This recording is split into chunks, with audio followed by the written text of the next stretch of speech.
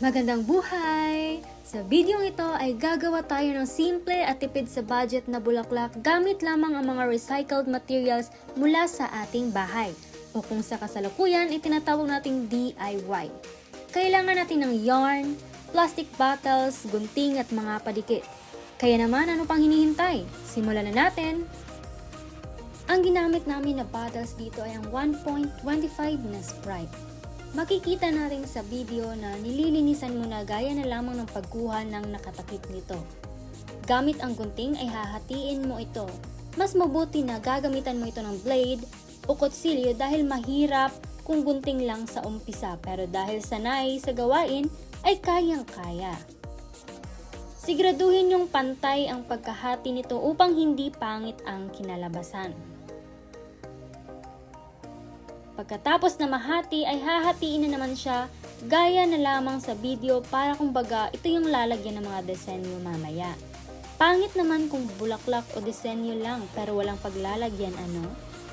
Mahirap ito kasi sisiguraduhin mong dapat ay pantay talaga gaya na lamang nito sa video na dapat 10.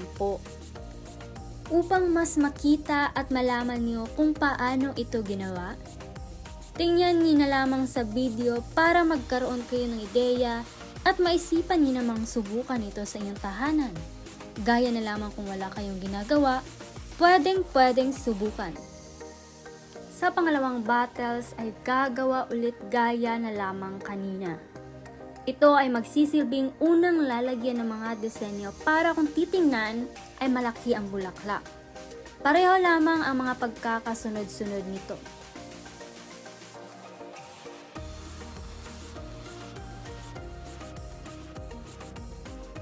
Sa mga natira o kalahating bottle ay hahatiin para ipasok mamaya sa butas ng bulaklak para mas magandang tingnan ito.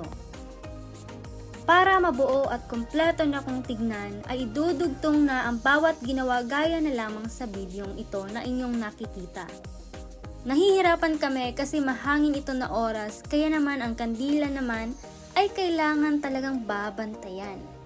Kung gusto niyo naman na pinturahan ang inyong disenyo o ang inyong mga bottles para mas magandang tingnan, pwede. Pero sa videong ito ay hindi na namin ginawa dahil bukod sa wala naman kaming pera, ay hindi naman namin ito ibebenta para sa iba.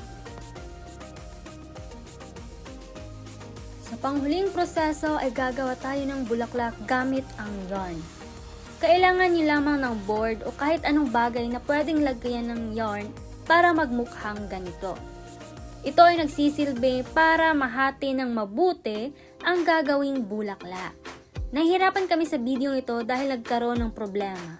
Kunti lang pala ang yarn na aking dala mula sa aming bahay. Kaya naman ay tinipid na namin. Literal na itong bulaklak na ito ay produkto ng pagtitipid. Mas maganda na madaming yarn para mas bilog ang magawa. Pagkatapos ay papadikit na ito mula sa ginawa kanina. Habang nagpapadikit ay konting kwento lang sa buhay. Kung kamusta na, kaya pa ba ang kolehiyo, kaya pa ba ang kurso? Ikaw, kumusta na? Ang lahat ng bagay ay nangyayari dahil may rason, kaya laban lang. Kaya naman, ito ang gawa namin. Maraming salamat sa panonood.